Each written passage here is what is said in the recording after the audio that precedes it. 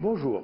Quelques nouvelles brèves qui concernent la situation économique et l'émigration clandestine dans les pays de l'Afrique du Nord. On commence par l'Égypte où la Banque centrale a indiqué dans un rapport que la dette extérieure du pays a atteint 92 milliards 600 millions de dollars en juin dernier.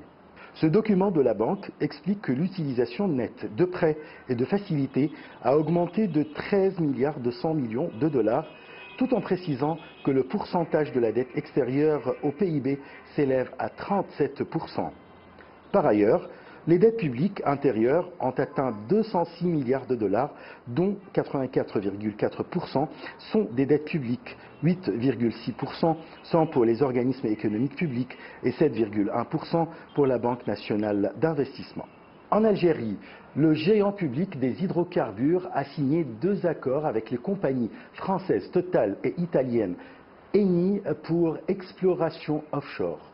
Les accords signés à Alger concernent l'exploration et l'évaluation du potentiel pétrolier du bassin offshore algérien dans ses parties orientales et occidentales. L'Algérie, qui tire 60% de ses ressources budgétaires et 95% de ses ressources en devises du pétrole, cherche à enrayer la baisse de sa production. Le géant national algérien a également annoncé avoir cédé à Eni 49% de ses parts sur les 3 périmètres de recherche Zemlet El Arbi, Sif Fatima et Oloud 2, situés dans le gisement de Berkine dans l'est du territoire algérien. Sonatrach conserve 51% des intérêts dans ses contrats de recherche et d'exploitation d'une durée de 25 ans. Les 2 partenaires envisagent un premier programme de travaux estimé à plus d'1 milliard de dollars et des investissements initiaux à hauteur de 80 millions de dollars dans un programme d'exploration. Par ailleurs, Sonatrach et Total ont signé un accord visant à identifier des opportunités de projets en commun dans le domaine des énergies renouvelables. Passons au Maroc où plus de 400 migrants clandestins ont été secourus en mer par la marine royale.